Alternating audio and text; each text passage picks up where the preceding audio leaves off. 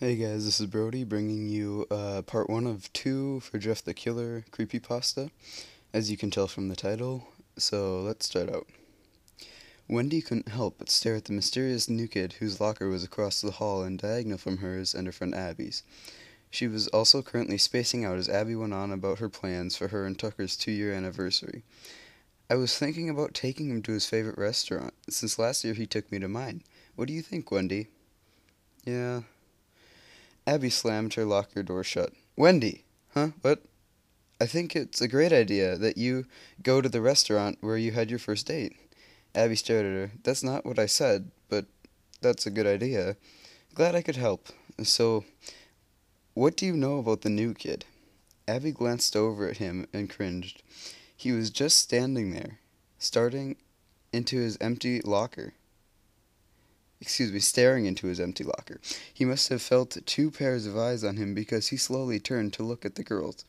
He had on a pasty white foundation, messy black eyeliner, and red lipstick that went up the corners of his mouth, giving him a creepy grin.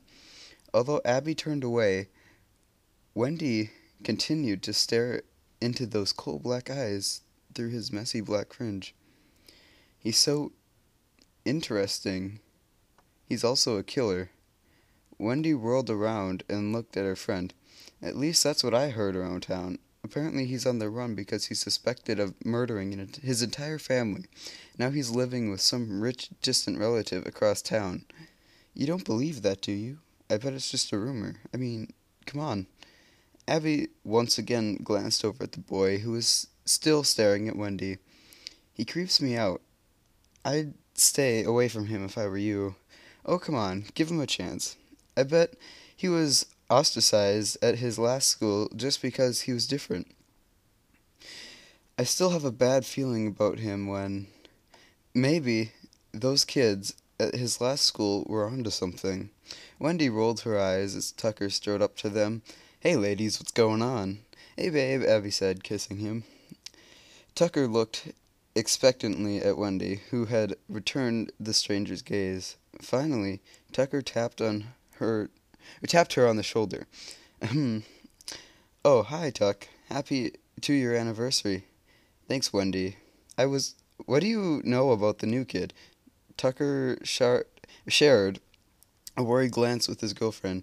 You mean the Joker wannabe? I heard he's a serial killer and that this town is just the latest on a long string of towns he's been terrorizing.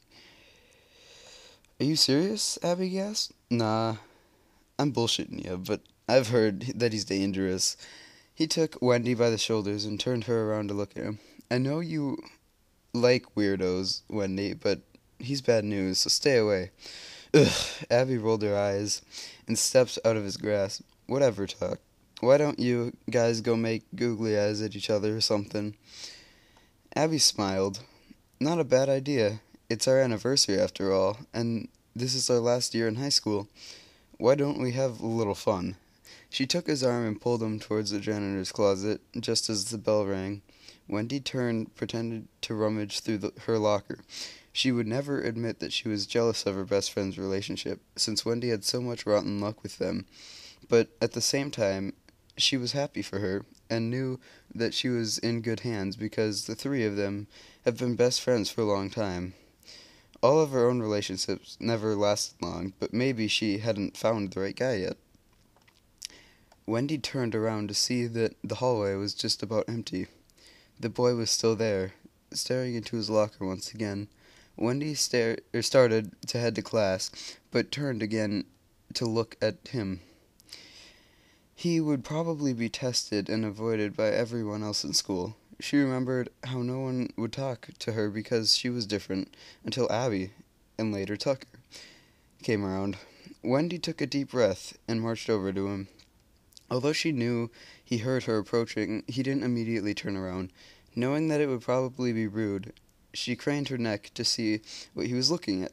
It was a picture, taped to the back of his locker, of what looked like a happy family. There were the parents and the two smiling little boys, one with black hair and one with brown. Wendy guessed that the black-haired one was him. As she squinted at the picture, she thought she saw someone that had scribbled a large smile on the face of the black-haired boy in red pen. Just as she was trying to get a better look, he turned around.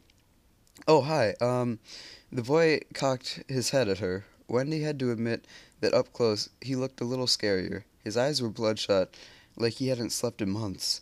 His pasty white makeup made him look like a ghost. My name is Wendy. I just wanted to let you know that if you ever need anyone to show you around, I'm just across the hall. I know it's not that easy being the new kid." He turned to close his locker and then faced her again. Wendy shuffled her feet. "So, what's your name?" "Jeff." Wendy winced at the sound of his voice. It sounded dry, like he needed a drink or a glass of water. "Well, Jeff, how about I show you around the classroom for the first time?" As Wendy gently took the crumpled up schedule from him, an image flashed through her mind as their fingers touched. It was of herself, covered in blood, and pointing a finger at... Wendy froze for a moment. She leaned against the locker for support. "Are you all right, Wendy?" Jeff asked, amused. "Yeah," she straightened up. "Let's go, shall we?" Wendy wondered what it meant as they walked down the hall. Could it be an omen? Did it have something to do with Jeff? No, that's impossible. Jeff seemed like a nice guy, and it's not like she actually saw a vision or anything. It was probably nothing. Nothing at all.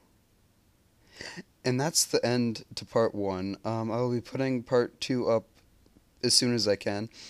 If you don't know about Jeff the Killer, he was bullied in his old school, and he was getting attacked by some people, and he tried to fight back, and his face got lit on fire with bleach, making it a pasty white color. Oh, excuse me, bleach and alcohol.